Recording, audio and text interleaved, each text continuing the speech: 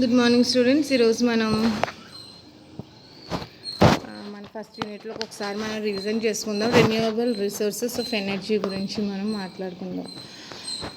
అవి మీకు అంటే బాగా గుర్తుంటుంది అని చెప్పేసి నేను ఇది విజువల్గా చెప్పడం అనేది జరుగుతుంది. బాగా గుర్తుంటుంది అనేసి అంటే ఒకసారి మనం విన్నదానికన్నా కూడా చూస్తూ విన్నదానికి బాగా అర్థమవుతుంది. ఓకే, వినడం అంటే మామూలుగానే వినేస్తారు, అలా కాకుండా చూస్తూ విన్నారనుకోండి మీరు ఎంత చదువుతారో అంత బాగా గుర్తుంటుంది.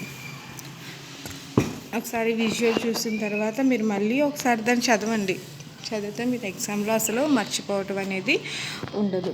ఓకేనా. మనకి రెన్యూవబుల్ రిసోర్సెస్ ఆఫ్ ఎనర్జీ అంటే పునరుత్పత్తి శక్తి వనరులు గురించి మనం ఈరోజు మాట్లాడుకుందాం. పునరుత్పత్తి శక్తి వనరుల గురించి మనం మాట్లాడుకుందాం. పునరుత్పత్తి శక్తి వనరులు అంటే ఏంటి? వేటినైతే మనం తిరిగి తయారు చేయగలమో అలాంటి వాటిని పునరుత్పత్తి శక్తి వనరులు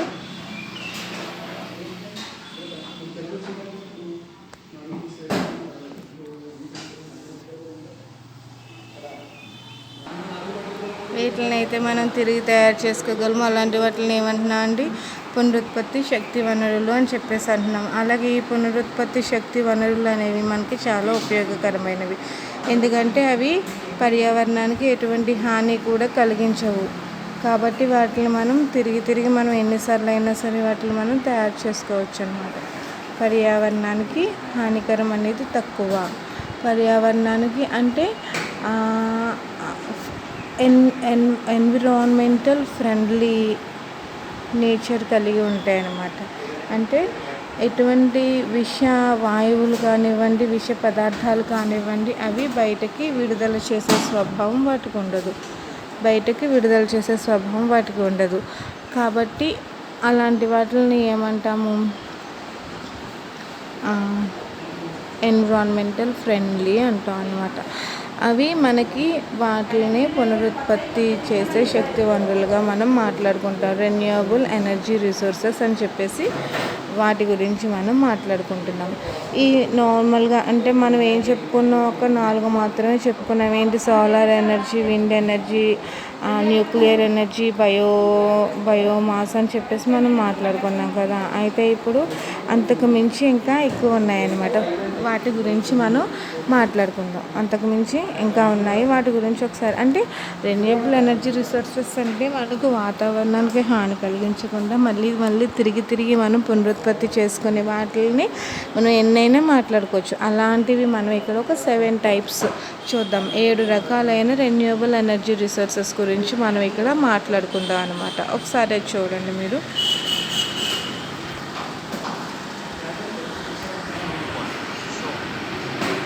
అందులో ఫస్ట్ చూసి సోలార్ ఎనర్జీ. ఈ సోలార్ ఎనర్జీ గురించి మనం మాట్లాడుకుంటే కనుక సోలార్ ఎనర్జీ ఎక్కడి నుంచి వస్తుందండి? సోలార్ ఎనర్జీ అనేది మనకి సూర్యుడి నుంచి వస్తుంది. ఈ సూర్యుడి నుంచి వచ్చే ఎనర్జీ అనేది మనం ఎలా తీసుకుంటున్నాము? సూర్యుడి నుంచి వచ్చే రేస్ని మనం థర్మల్ హీట్ కింద కన్వర్ట్ చేసుకుంటున్నాము, ఎలక్ట్రిసిటీ కింద కన్వర్ట్ చేసుకుంటున్నాము. అంటే మెకానికల్ ఎనర్జీ కింద కన్వర్ట్ చేసుకుంటున్నాము, ఎలక్ట్రికల్ ఎనర్జీ కింద కూడా మనం కన్వర్ట్ చేసుకుంటున్నాము. కొన్ని చోట్ల దాన్ని కెమికల్ ఎనర్జీ కింద కూడా కన్వర్ట్ చేసుకోవచ్చు. అంటే సూర్యుడి నుంచి వచ్చే కాంతి అని మనం మాట్లాడుకుంటే సూర్యుడి నుంచి వచ్చే కాంతి అనేది మనకి మేఘం పట్టినప్పుడు తప్ప, అంటే వర్షాకాలంలో అలాంటి వాటిల్లో తప్ప మిగిలిన అన్ని కాలాల్లోని కూడా సూర్యుడి నుంచి నిరంతరంగా రేడియేషన్స్ అనేవి ప్రసరిస్తూనే ఉంటాయి. కాబట్టి ఆ రేడియేషన్స్ గురించి మనం మాట్లాడుకుంటే కనుక అవి ఎంతో వేడితో కూడుకున్నవి. అంటే సూర్యుడి దగ్గర అండి చాలా హీట్ అనేది ఉంటుంది.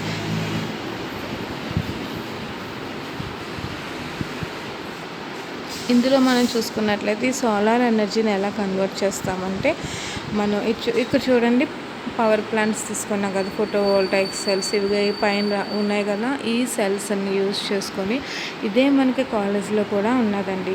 ఈ సెల్స్ని యూజ్ చేసుకుని వాళ్ళు ఏం చేస్తారు, సన్ రేడియేషన్ క్యాప్చర్ చేసి దాన్ని కాస్త వాళ్ళు వోల్టాయిక్ సెల్స్తో వాళ్ళు ఏం చేస్తారు, ఎలక్ట్రిసిటీ కింద కన్వర్ట్ చేయడం అనేది జరిగింది. ఈ ఎలక్ట్రిసిటీ కింద కన్వర్ట్ చేసింది ఎంత కన్సంప్షన్కి ఎంతైతే కావాలో అంతా యూజ్ చేసుకుని మిగిలిందంతా ఏం చేసుకోవచ్చండి, ఒక చోట స్టోరేజ్ చేసుకునే క్యాపబిలిటీ కూడా ఉంటుందన్నమాట. ఒకసారి మనం చూద్దాం దాన్ని. ఒక చోట స్టోరేజ్ చేసుకునే క్యాపబిలిటీ కూడా ఉంటుందన్నమాట.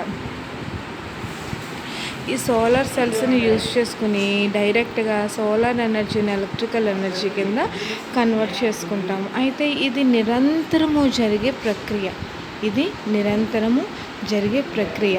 ఎందుకంటే మనం ఇక్కడ చూసుకున్నట్లయితే మనకి సూర్యుడి నుంచి కాంతి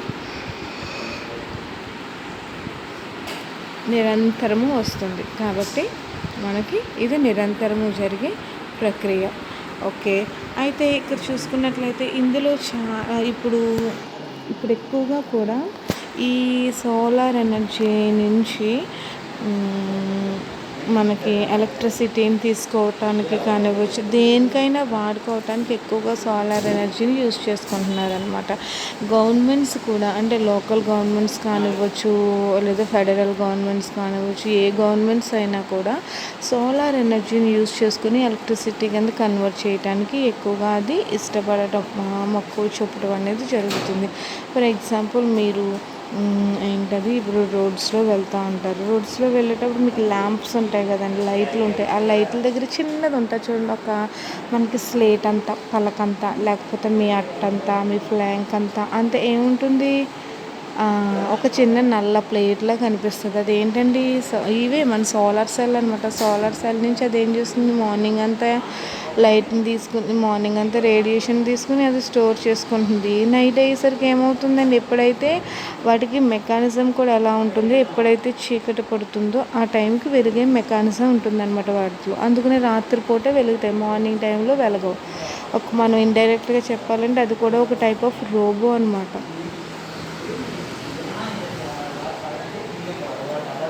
ఎందుకంటే సాయంత్రం అయ్యేసరికి అది వెలుగుతుంది, మార్నింగ్ అయ్యేసరికి అది వెలగదు, ఆరిపోతుంది అనమాట. ఈ విధంగా సోలార్ సెల్స్ని యూజ్ చేసుకోవటం గవర్నమెంట్ కూడా ప్రిఫర్ చేయటం అనేది జరుగుతుంది.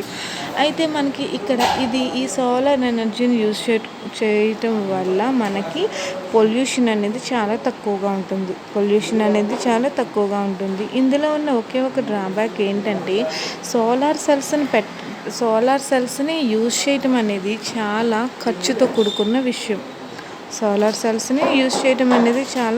కూడుకున్న విషయం. కాబట్టి ఇది ఎలక్ట్రిసిటీని అయితే ఆదా చేస్తుంది. అసలు ఫస్ట్ మనం ప్లాంట్ పెట్టాలి అని అంటేనే బోల్డ్ అంత ఖర్చు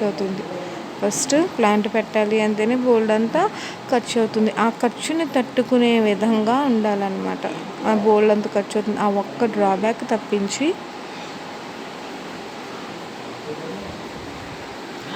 మిగిలిందంతా కూడా ఇందులో చాలా బెనిఫిట్స్ అనేవి చాలా ఎక్కువగా ఉన్నాయి.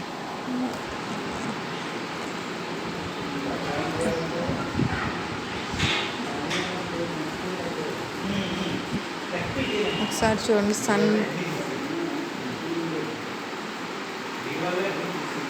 సూర్యుడు చూడండి అంత వేడిగా ఉంటాడు సూర్యుడు.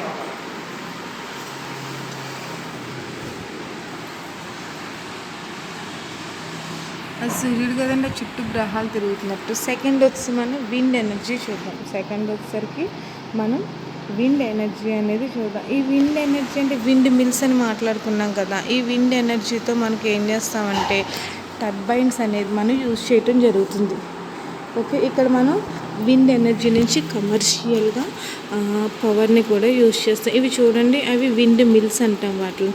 ఈ విండ్ మిల్స్ నుంచి ఏం చేస్తారు, విండ్ని గ్రాస్ప్ చేయటం అనేది జరుగుతుంది. ఈ విండ్ మిల్ తిరుగుతూ ఉంటుంది కదా, ఆ కింద ఏముంటుందంటే టర్బైన్ ఉంటుందన్నమాట.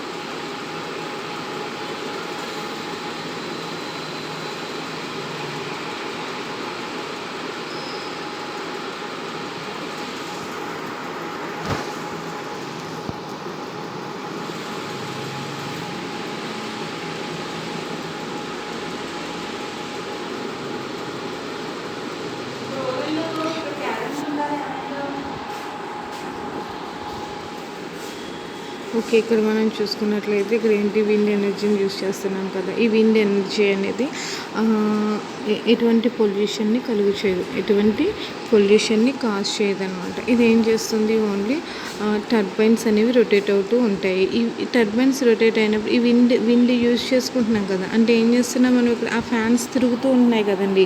ఆ ఫ్యాన్స్ తిరిగేటప్పుడు అది కొంత ఎనర్జీని యూటిలైజ్ చేసుకుంటుంది కదా! అలాంటప్పుడు కూడా ఎటువంటి కార్బన్ డయాక్సైడ్ కానివ్వచ్చు, అంటే ఎన్విరాన్మెంట్ని పొల్యూట్ చేసే ఎటువంటి కెమికల్ కానీ లేదా గ్యాస్ కానీ ఎటువంటిది రిలీజ్ చేయటం అనేది అవ్వదు. నెక్స్ట్ వచ్చేసరికి ఇది మనకి దీంట్లో ఉండే లిమిటేషన్ ఏంటి అంటే ఇది కూడా చాలా ఖర్చుతో కూడుకున్న విషయం. నెక్స్ట్ వచ్చేసరికి చిన్న చిన్న ఫార్మర్స్ పెద్ద పెద్ద ఫార్మర్స్ తప్ప చిన్న చిన్న ఫార్మర్స్ వీటిని మెయింటైన్ చేయటం అనేది చాలా కష్టమవుతుంది. నెక్స్ట్ వచ్చేసరికి దీని నుంచి ఇంకా చెప్పాలంటే కనుక ఈ విండ్ మిల్స్ కంటే ఆ ఫ్యాన్స్ ఉన్నాయి కదా, ఆ ఫ్యాన్స్ రెక్కలకి తగిలి ఏమవుతున్నాయంటే చాలా బర్డ్స్ అనేవి చనిపోవడం అనేది జరుగుతుంది. నెక్స్ట్ ఈ విండ్ మిల్స్ నుంచి వచ్చే ఎలక్ట్రిసిటీని ఈ విండ్ మిల్స్ నుంచి వచ్చే దీంట్లో ఉన్న డ్రాబ్యాక్ ఏంటంటే ఈ విండ్ మిల్స్ నుంచి చాలా ఎలక్ట్రిసిటీ ప్రొడ్యూస్ అవుతుంది. అయితే ఈ ఎలక్ట్రిసిటీని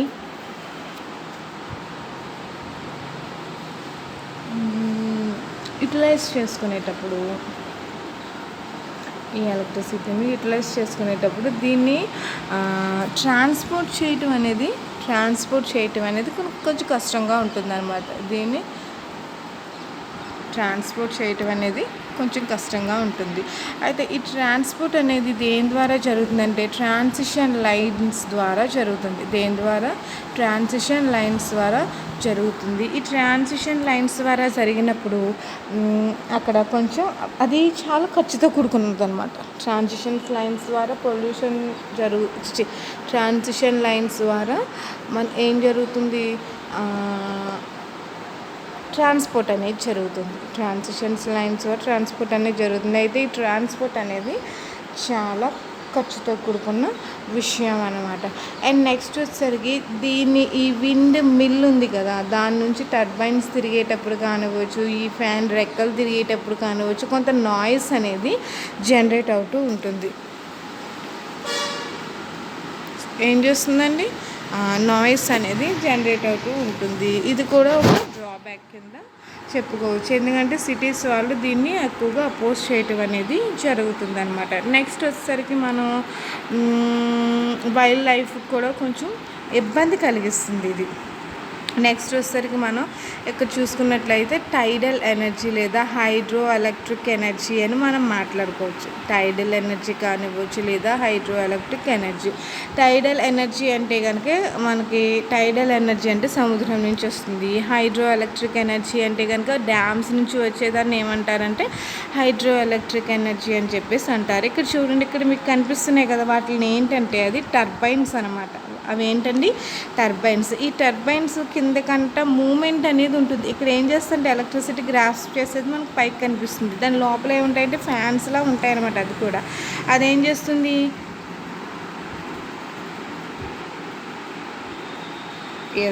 అవి ఏం చేస్తుంది, తిరుగుతూ ఉండటం వల్ల ఎప్పుడైతే వాటర్ ఫోర్స్గా వస్తుందో అది మూవ్ అవుతుంది. ఆ మూవ్ అయినప్పుడు ఏమొస్తుంది, కొంత ఎనర్జీ క్రియేట్ అవుతుంది. ఆ ఎనర్జీని కాస్త ఎలా కన్వర్ట్ చేస్తున్నారు, పవర్ కింద కన్వర్ట్ చేస్తున్నారు, అంటే ఎలక్ట్రిసిటీ కింద కన్వర్ట్ చేస్తున్నారు. దాన్ని వివిధ రూపాల్లో వాడుకోవటం అనేది జరుగుతుందన్నమాట. ఇవి టర్బైన్స్ అండి. అయితే ఇక్కడ ఏంటి మనకి ఈ హైడ్రో ఎలక్ట్రిక్ పవర్ అనేది చాలా ఎక్కువగా అనేది రావటం జరుగుతుంది. నెక్స్ట్ వచ్చేసరికి పెద్ద పెద్ద వాటిపైన ఉండే డ్యామ్స్లో కట్టే టర్బైన్స్ ఉన్నాయి. లోవర్ డ్యామ్స్ లేదా రివర్స్ దగ్గర కట్టే టర్బైన్స్ కూడా ఉన్నాయి. అయితే ఇవి ఏం చేస్తాయి, ఇవి చాలా ఎన్విరాన్మెంటల్ ఫ్రెండ్లీ అన్నమాట. కొన్ని చోట్ల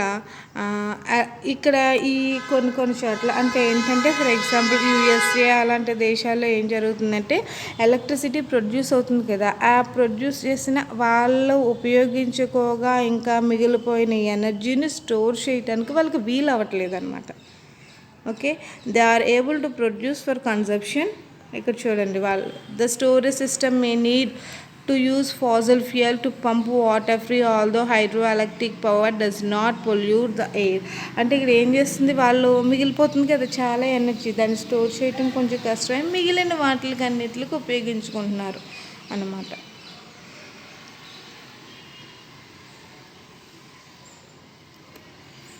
అయితే ఇక్కడ ఉన్న డ్రాబ్యాక్ ఏంటంటే కనుక, ఇక్కడ ఎప్పుడైతే టైడల్ ఎనర్జీ వస్తుందో కొంత ఎలక్ట్రిసిటీ ప్రొడ్యూస్ అవుతుంది కదా, అక్కడ ఉన్న వాటర్ యానిమల్స్ లైక్ ఫిషెస్ కానివ్వండి, అలాంటి వాటికి కొద్దిగా నెగటివ్ ఎఫెక్ట్ అనేది వస్తుంది.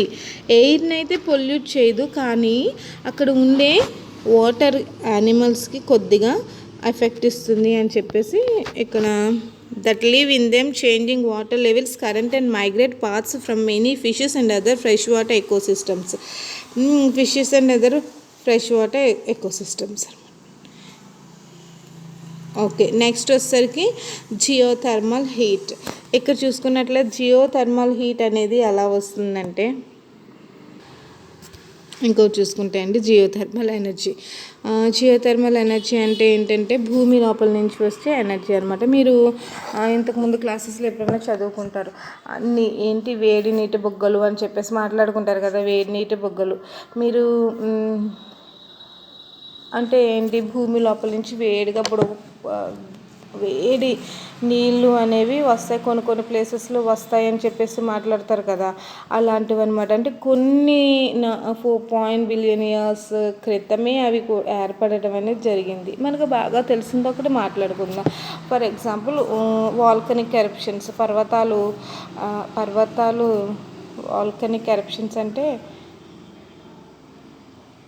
పర్వతాలు పగలటం అండి, అదే లావా వస్తుంది కదా, తెలుగులో నాకు అంత రావట్లేదు. వాల్కనిక్ ఎరప్షన్స్ జరిగినప్పుడు ఏమవుతుంది, పర్వతం బద్దలవటం, అదే బద్దలైపోతుంది కదా, అప్పుడు ఏమవుతుంది, పర్వతం పేలిపోతుంది. అప్పుడు ఏమవుతుంది, పైనుంచి లావా అనేది వస్తుంది. ఆ లావా ఎంత వేడిగా ఉంటుందండి, దేనైనా సరే కరిగించేసే శక్తి అనేది దానికి ఉంటుందన్నమాట. అంటే అంత వేడిగా అది ఉంటుంది. అలాంటివి అంటే అంత ఫోర్స్తో కాకుండా ఇలా వేడి నీటి బొగ్గలు భూమిలో నుంచి అనేవి బయటకు వస్తాయన్నమాట. అవి ఆ హీట్ నుంచి కూడా ఎలక్ట్రిసిటీని, ఎనర్జీని తీసుకురావచ్చు. ఆ హీట్ నుంచి కూడా మనం ఎనర్జీని తీసుకురావచ్చు. అయితే ఇది మనం పునరుత్పత్తి చేయలేము. మనం దాన్ని తిరిగి తీసుకురాలి. భూమి దాని అంతటా అది పునరుత్పత్తి చేస్తుంది తప్ప మనం పునరుత్పత్తి అనేది చేయలేము అనమాట. అంటే ఫర్ ఎగ్జాంపుల్ ఎలా అయితే సూర్యుడు నిరంతరం అదిస్తున్నాడో అదే విధంగా ఎర్త్ కూడా తనలో ఉన్న హీట్ని వాటర్ ఫామ్లో బయటకు పంపిస్తుంది.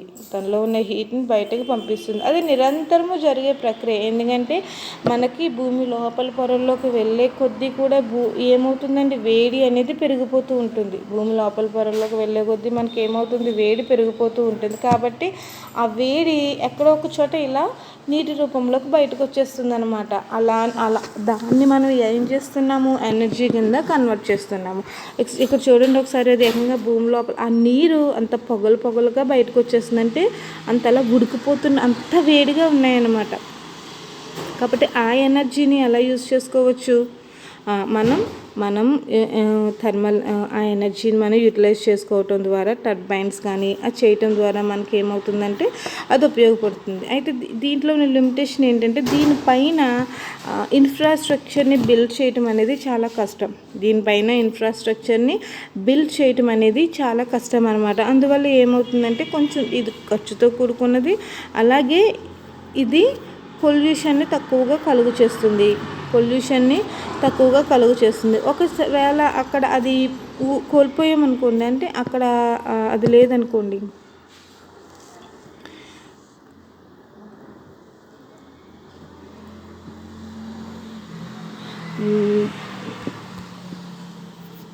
దాని యొక్క ఫుట్ ప్రింట్స్ అనేవి, అంటే ఇక్కడ ఇది ఉన్నది, ఇక్కడ నీటి బుగ్గ ఉన్నది అనేది మనకి చాలా తక్కువగా తెలుస్తుంది అనమాట. నెక్స్ట్ వచ్చేసరికి ఇంకా చెప్పాలి అంటే కనుక దీంట్లో ఉండే ఒక డ్రాబ్యాక్ ఏంటంటే, ఎక్కడైతే ఇలాంటి నీటి బుగ్గలు ఉంటాయో అలాంటి చోట్ల ఎర్త్క్వేక్స్ అనేవి, అంటే భూకంపాలు అనేవి ఎక్కువగా ఉంటాయి. మన ఇన్ఫ్రాస్ట్రక్చర్ అంతా బిల్డ్ చేసిన తర్వాత ఒక భూకంపం వచ్చిందనుకొని ఏమవుతుంది, ఆ ఇన్ఫ్రాస్ట్రక్చర్ అంతా కూడా వేస్ట్ అయిపోతుంది. కాబట్టి ఇది కొంచెం మనం తక్కువగా ఉపయోగించుకుంటున్నాం. ఫస్ట్ ఏం చెప్పానండి? సోలార్ ఎనర్జీ చెప్పాను. తర్వాత ఏం చెప్పాను? విండ్ ఎనర్జీ చెప్పుకున్నాను. తర్వాత ఏంటంటే హైడ్రో ఎలక్ట్రిక్ పవర్ చెప్పుకున్నాము. ఆ తర్వాత ఏం చెప్పుకున్నామండి? నెక్స్ట్ వచ్చేసరికి నాలుగవది మనం జియోథర్మల్ ఎనర్జీ గురించి మనం మాట్లాడుకున్నాం. ఇప్పుడు ఐదవది గురించి మాట్లాడుకున్నాం. ఐదవది ఏంటంటే మనకి ఓషన్ ఎనర్జీ అండి, లేదా టైడల్ ఎనర్జీ అని కూడా మనం మాట్లాడుకోవచ్చు. ఇది ఎక్కడ వస్తుంది? ఓషన్స్లో వస్తుంది. ఓషన్ టూ టైప్స్ ఆఫ్ ఎనర్జీని ఇస్తుంది. ఓకేనా? 2 టైప్స్ ఆఫ్ ఎనర్జీని ఇస్తుంది ఓషన్స్. ఓకే. మనం ఓషన్ ఎనర్జీ కానీ చూసుకుంటే ఓషన్ ఎనర్జీ కూడా మనకి ఎంతో యూస్ఫుల్గా ఉంటుంది. నెక్స్ట్ ఇది పొల్యూషన్ కూడా చాలా తక్కువగా ఇస్తుంది. ఓషన్ ఎనర్జీ కూడా పొల్యూషన్ తక్కువగా ఇస్తుంది. అయితే ఈ ఓషన్ ఎనర్జీ నుంచి వచ్చే ఎనర్జీ అనేది చాలా ఎక్కువగా ఉంటుంది అనమాట. అండ్ నెక్స్ట్ వచ్చేసరికి దీన్ని మనం ఎస్టిమేట్ చేయొచ్చు. ఈ ఓషన్ ఎనర్జీని మనం ఎస్టిమేట్ చేయొచ్చు. అంటే ఎంత ఎనర్జీ వస్తుంది అనేది మనం ఎస్టిమేట్ చేయొచ్చు. ఎందుకంటే టైడ్స్ అనేవి ఎలా వస్తాయి అనేది తెలుసు. ఏ టైంలో టైడ్స్ ఎక్కువగా ఉంటాయి, ఏ టైంలో టైడ్స్ తక్కువగా ఉంటాయి, దాని నుంచి వచ్చే ఎనర్జీ ఎలా ఉంటుంది, టర్బైన్స్ ఎలా ఉంటాయి, ఇవన్నీ కూడా ఒక క్యాలిక్యులేటెడ్ పార్ట్గా తీసుకురావచ్చు అనమాట. ఒక క్యాలిక్యులేటెడ్ పార్ట్గా మనకి ఎనర్జీ ఎంత వస్తుంది అనే విషయం తెలుస్తుంది. కానీ సూర్యుడి నుంచి వచ్చేది కానీ విండ్ నుంచి వచ్చేది కానీ మనం క్యాలిక్యులేట్ చేయలేం. లేదా వాటర్ ఎనర్జీ టైడల్ మన హైడ్రో ఎలక్ట్రిక్ పవర్ని కానీ మనం వాటిని క్యాలిక్యులేట్ చేయలేము. ఎందుకు క్యాలిక్యులేట్ చేయలేము అంటే కనుక ఒకసారి మనకి సోలార్ ఎనర్జీ ఒకరోజు సూర్యుడు హెవీగా వస్తాడు, ఒకరోజు తక్కువగా వస్తాడు. లేదు విండ్ కూడా చూడండి, విండ్ కానీ నెక్స్ట్ ఏంటది ఓకే పవర్ని హైడ్రో ఎలక్ట్రిక్ పవర్ అంటే డ్యామ్స్ దగ్గర ఉండే పవర్ కానీ ఇవన్నిటిని మనం ఏం చేయగలమండి? క్యాలిక్యులేట్ చేయలేము. ఎందుకంటే ఎప్పుడు ఎలా ఉంటుందో మనకు తెలియదు. ఇక్కడికి వస్తే ఓషన్ ఎనర్జీని కూడా ఎలా క్యాలిక్యులేట్ చేయగలము అని అంటే కనుక మనకి సెన్సర్స్ ద్వారా మనం కనుక్కోగలం. ఎందుకంటే ఇప్పుడు సముద్రం మీద తుఫాన్ వస్తుంది అని చెప్తున్నారు కదండి. మనకి ఈ రోజుల్లో ఈ తుఫాన్ రావచ్చు, లేకపోతే ఈ వీక్లో ఈ ప్రాంతానికి తుఫాన్ అటాక్ అవ్వచ్చు. ఆ వచ్చిన తుఫాన్ కూడా ఏ ప్రాంతాలను టచ్ చేస్తూ వెళ్తుందో మనకి ఎక్స్ప్లెయిన్ చేస్తున్నారు. అంటే దాని అర్థం ఏంటండి? ఇక్కడికి వచ్చేసరికి యా అంటే సముద్రం పైన వచ్చే అలలు కానివ్వండి, సముద్రంలో రేగే ప్రతి కదలికను కూడా ఇప్పుడు మనకి కనుక్కునే ఒక ఎక్విప్మెంట్ అనేది ఉంది, లేదా ఇప్పుడు మనం కనుక్కోగలము. కాబట్టి దాన్ని ఆధారంగా చేసుకొని దాని యొక్క ఎనర్జీని కూడా మనం కనుక్కోగలము. అలాగే కొన్ని యూఎస్ఏ లాంటి స్టేట్స్లో ఏం చేస్తారంటే సముద్రము ఓషన్ నుంచి వచ్చే ఓషన్ ఎనర్జీని లేదా టైడల్ ఎనర్జీ అంటాము. ఈ ఓషన్ ఎనర్జీని కానీ టైడల్ ఎనర్జీ కానీ ఎంత ప్రొడ్యూస్ అవుతుందంటే అక్కడ ఉన్న జనాభాకి 2 ప్రొడ్యూస్ అవుతుంది. అక్కడ ఉన్న జనాభాకి 2 ప్రొడ్యూస్ అవుతుంది అనమాట. అంత ఎక్కువగా అనేది ఓషన్ ఎనర్జీ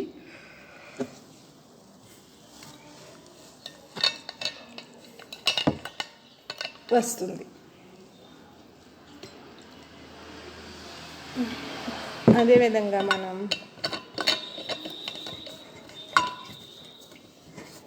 దీంట్లో ఉండే లిమిటేషన్స్ కనుక మనం చూసుకుంటున్నట్లయితే అది ఎన్విరాన్మెంట్ని పొల్యూట్ చేయదు. అంటే గాలిని పొల్యూట్ చేయదు, ఎయిర్ పొల్యూషన్ అనేది ఉండదు.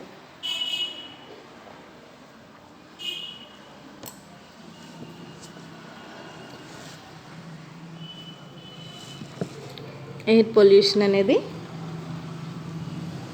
ఉండదు. కానీ ఇక్కడ ఉన్న పొల్యూషన్ వల్ల ఏంటి అంటే సముద్రం దగ్గర టర్బైన్స్ ఉపయోగిస్తామని చెప్పానండి. అంటే మెషిన్స్ని యూజ్ చేస్తాము. ఈ మెషిన్స్ని ఎక్కడ యూజ్ చేస్తాము? సముద్రం ఒడ్డునే యూజ్ చేస్తాం.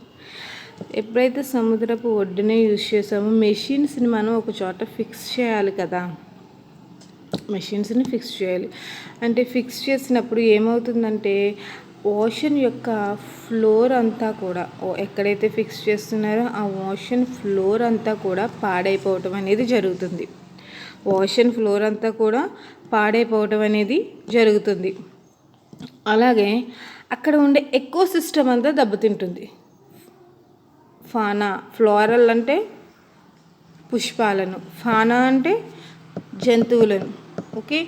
ఓషన్ ఎకో సిస్టమ్, అక్కడ ఉన్న ఎకో సిస్టమ్ అంటే మనకి చూడండి, సైన్స్ వాళ్ళకైతే అంటే దట్ మీన్స్ బయాలజీ వాళ్ళకైతే బాగా తెలుస్తుంది ఏంటంటే, సముద్రం చివరిన ఒక ఎకో సిస్టమ్ ఉంటుంది, మధ్యలో ఒక ఎకో సిస్టమ్ ఉంటుంది, అడుగు భాగాన ఒక ఎకో సిస్టమ్ ఉంటుంది, ఉపరితలాన ఒక ఎకో సిస్టమ్ ఉంటుంది. అంటే ఎకో సిస్టమ్ అంటే ఏంటంటే వాటి చుట్టూ ఉండే వాతావరణం. మన చుట్టూ ఉండే ఎకో సిస్టమ్ చెప్పండి, మన చుట్టూ ఉండే వాతావరణం చెప్పండి. మన చుట్టూ ఏముంటాయి? గాలి ఉన్నది, చెట్లు ఉన్నాయి, జంతువులు ఉన్నాయి. ఏ జంతువులు ఉన్నాయి? సింహాలు, పులులు ఉన్నాయా? లేవు కదా. ఏమున్నాయి? సాధు జంతువులు మన చుట్టూ ఉన్నాయి. అదే వైల్డ్ లైఫ్లోకి వెళ్తే అక్కడ అడవి మనుషులు ఉంటారు, వాళ్ళ చుట్టూ ఏముంటాయి? సాధు జంతువులతో పాటు క్రూరమైన జంతువులు కూడా ఉంటాయి. అంటే అక్కడ ఉండే ఎకో సిస్టమ్ అది. మన చుట్టూ మామూలు చెట్లు ఉంటాయండి. ఇప్పుడు ఫర్ ఎగ్జాంపుల్ మనం తమిళనాడు స్టేట్కి వెళ్దాము, అక్కడ ఏదో అడవి ఉంది కదా, గంధపు చెక్కలు స్మగ్లింగ్ చేస్తాడు కదా, అక్కడ ఏముంటాయి? ఆ ఎకో సిస్టమ్ ఏంటి? ఆ చుట్టూ ఏమున్నాయి? గంధపు చెట్లు ఉన్నాయి. అలా ఒక్కొక్క చోట ఒక ఎకో సిస్టమ్ అనమాట. ఇక్కడికి వచ్చేసరికి ఇక్కడే ఉన్నది ఆ సముద్రపు వారనే ఏవైతే ఉన్నాయో అవన్నీ, ఆ జీవులన్నీ కూడా ఎఫెక్ట్ అవుతాయి దీనివల్ల. ఇంకొక డిసడ్వాంటేజ్ ఏంటి అంటే కనుక,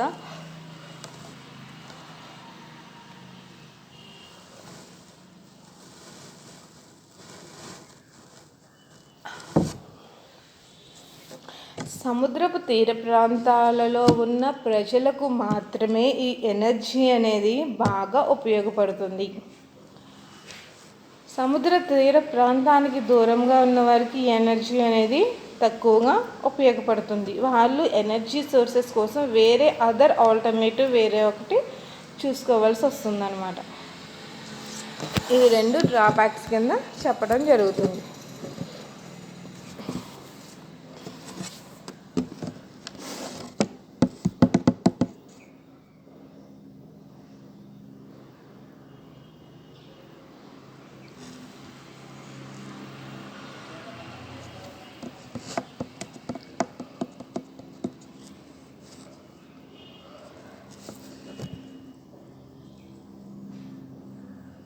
సముద్రం చూడండి ఎంత బాగుందో.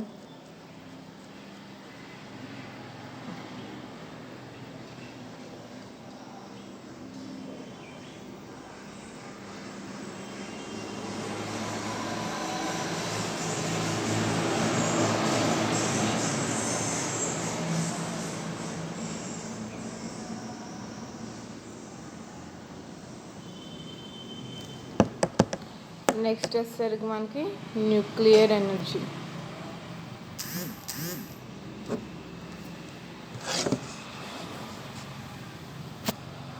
Changes the consistency of the waves, thus producing lower energy output when compared to normal waves without storm. Next వచ్చేసరికి హైడ్రోజన్ ఎనర్జీ. హైడ్రోజన్ ఎనర్జీ గురించి మనం మాట్లాడుకుంటే, హైడ్రోజన్ అనేది ఎక్కువగా ఎక్కడ ఉంటుంది అంటే సూర్యుని దగ్గర ఉంటుందండి. అందుకే అక్కడ అంతా హీట్ అనేది ఉంటుందన్నమాట. హైడ్రోజన్ అనేది ఎక్కడ ఉంటుందంటే సూర్యుని దగ్గర ఉంటుంది. హైడ్రోజన్ రిలీజ్ చేసే ఎనర్జీ, హైడ్రోజన్ బర్న్ చేసినప్పుడు లేదా హైడ్రోజన్ వేరే ఎలిమెంట్స్గా కన్వర్ట్ అయినప్పుడు, వేరే ఎలిమెంట్స్తో ఉన్నప్పుడు అది ఏం చేస్తుందంటే హైడ్రోజన్ చాలా ఎనర్జీని రిలీజ్ చేస్తుంది. అలా రిలీజ్ చేసినప్పుడు మనకి ఏమొస్తుందంటే దాన్ని మనం కన్వర్ట్ చేసుకొని మనకు కావాల్సిన ఎనర్జీ కింద కన్వర్ట్ చేసుకుంటాము. మీరు హిరోషిమా నాగసాకి మీద హైడ్రోజన్ బాంబు వేశారు, యాటమ్ బాంబు వేశారు అనేసి. యాటమ్ బాంబు అంటే ఏంటంటే హైడ్రోజన్ బాంబు వేశారు.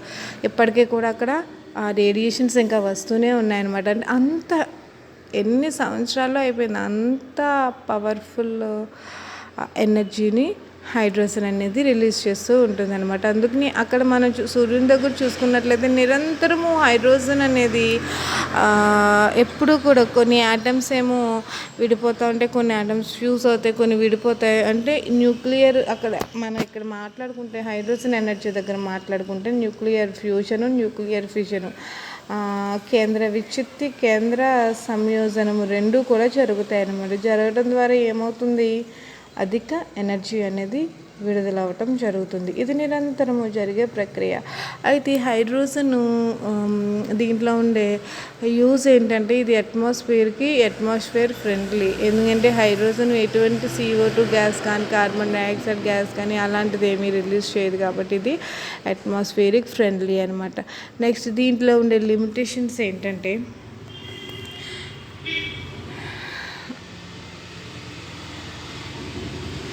ఇది మనకి ప్యూర్ ఫ్యూయల్ కింద మనకి దొరుకుతుంది.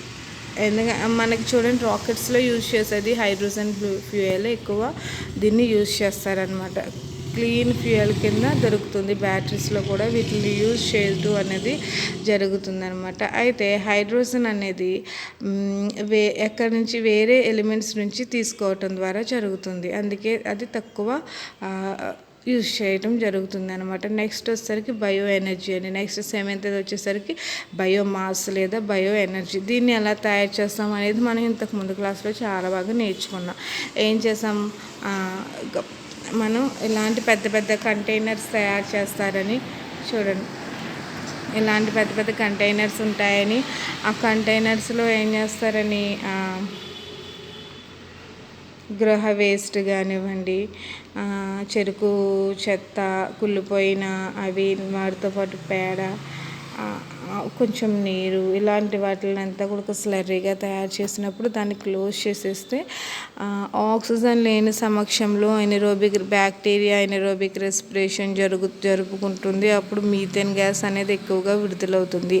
ఆ మీథేన్ గ్యాస్ని మనం ఏం చేస్తున్నాము, బయోగ్యాస్ కింద ఇక్కడ ఉపయోగించుకుంటున్నాము అని చెప్పేసి మనం మాట్లాడుకున్నాం కదా. ఓకేనా, ఆ విధంగా బయోమాస్ని తయారు చేసుకోవచ్చు. దీన్ని ప్రతిసారి తయారు చేసుకోవచ్చు అండి.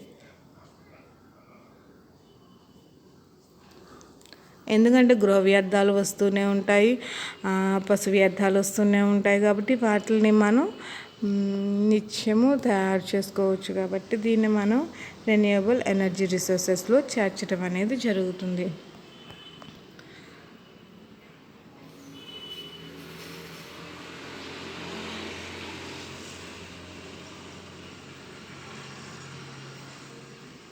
ఇలా కొన్ని చోట్ల పాండ్స్లో కూడా మనకి తయారు చేసుకోవచ్చండి.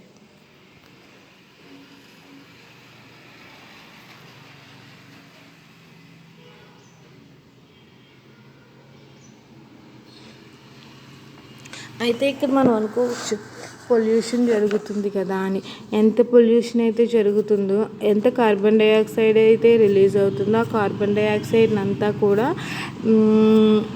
మీథేన్ తయారీకి మన బ్యాక్టీరియా వాడేసుకుంటుంది అనమాట. కాబట్టి అక్కడ అది కూడా తక్కువగా పొల్యూషన్ని క్రియేట్ చేస్తుంది. ఇలా ఉంటుందండి బయోమాస్ ఫ్యాక్టరీ అనేది.